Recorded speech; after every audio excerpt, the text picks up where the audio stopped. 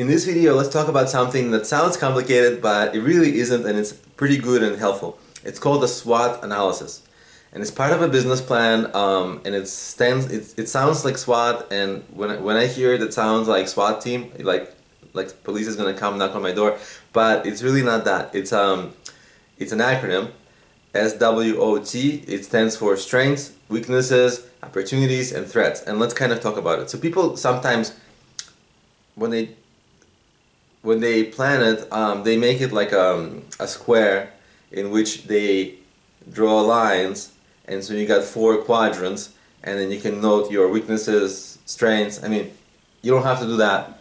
You can just sort of understand them. So the first thing is, you have to understand your strengths and weaknesses. Let's put the other two for later. Let's save the other two for later, because the strengths and weaknesses will inform the other two.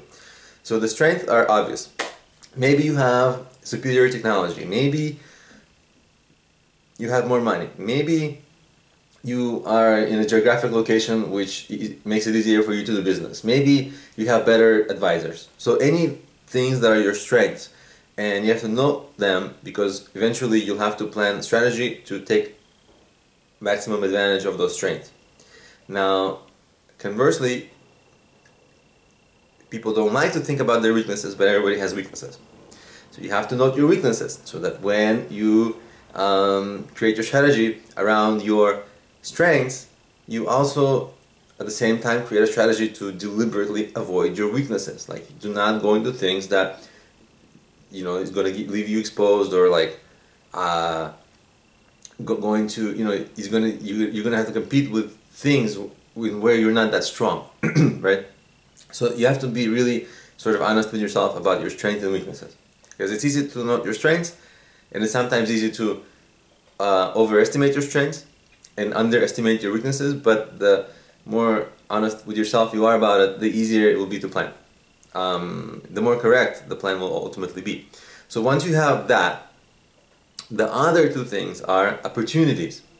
Opportunities are like, you know, can we go into this market, right? So if you have a certain strength, maybe can you expand here? Or